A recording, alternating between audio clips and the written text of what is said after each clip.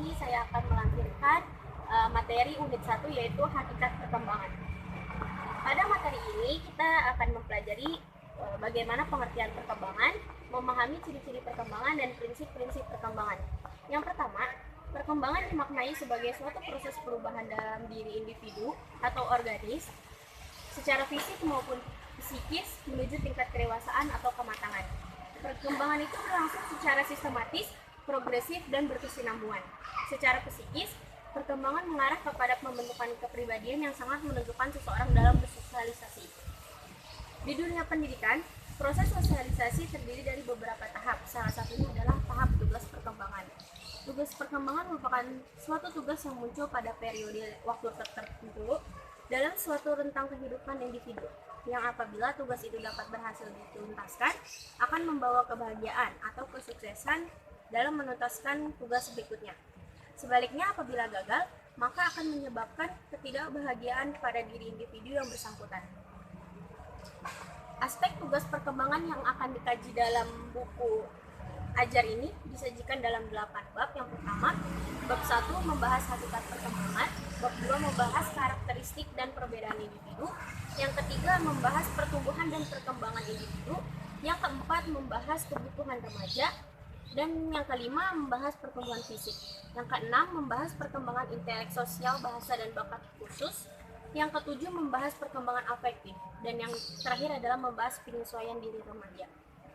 Yang pertama, pengertian perkembangan. Pada dasarnya perkembangan menuju kepada perubahan sistematik tentang fungsi-fungsi fisik dan psikis.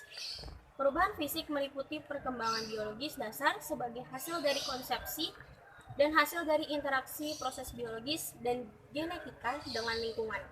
Sementara perubahan psikis menyangkut keseluruhan karakteristik psikologis individu seperti perkembangan kognitif, emosi, sosial, dan moral.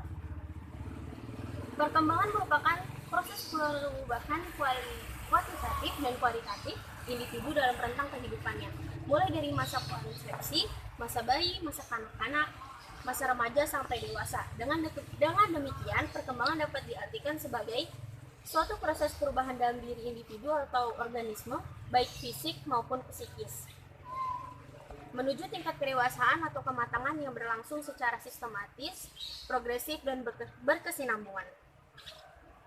Yang dimaksud dengan sistematis, progresif, dan berkesinambungan adalah sistematis berarti perubahan dalam perkembangan itu bersifat saling ketergantungan atau saling mempengaruhi antara bagian-bagian organisme fisik dan psikis dan merupakan suatu kesatuan yang harmonis.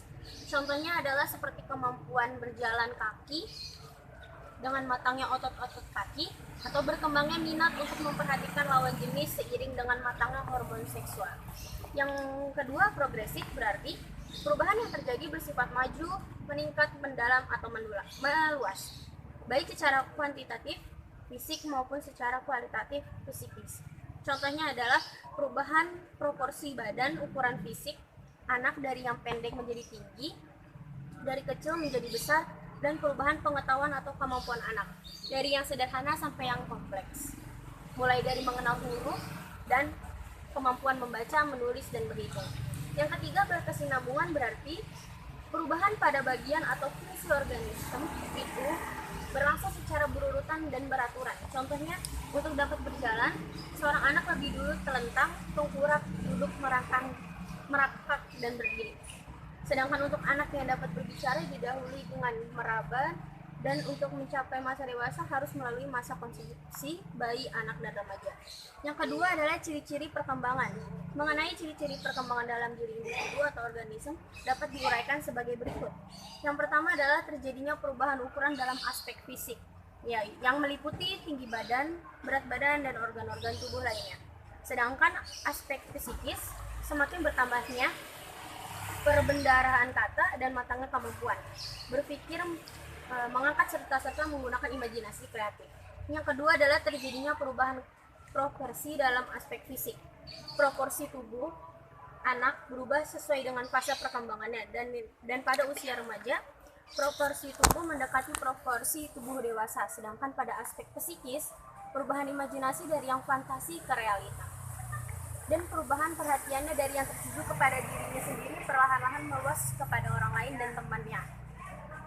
Yang ketiga adalah lenyapnya tanda-tanda lama dalam aspek fisik, sedangkan pada aspek psikis adalah lenyapnya masa mengoceh atau meraban, bentuk gerak-gerik anak-anak seperti merangkak, dan perilaku impulsif seperti melakukan sesuatu sebelum berpikir. Yang keempat adalah munculnya tanda-tanda baru dalam aspek fisik, yaitu tumbuh atau pergantian gigi dan matangnya organ-organ seksual pada usia remaja, baik primer seperti menstruasi pada wanita dan mimpi basah pada pria. Sedangkan pada aspek psikis, berkembangnya rasa ingin tahu terutama untuk berhubungan dengan ilmu pengetahuan, lingkungan alam, nilai-nilai moral dan agama. Dan yang terakhir adalah kita akan membahas prinsip-prinsip perkembangan. Yang pertama adalah perkembangan merupakan proses yang tidak pernah berhenti sepanjang hidup individu. Dan yang kedua adalah semua aspek perkembangan saling mempengaruhi. Yang ketiga, perkembangan mengikuti pola atau arah tertentu. Yang keempat, perkembangan terjadi pada tempo yang berlainan. Yang kelima, setiap fase perkembangan mempunyai ciri khas. Yang keenam, setiap individu yang normal akan mengalami tahapan atau fase perkembangan.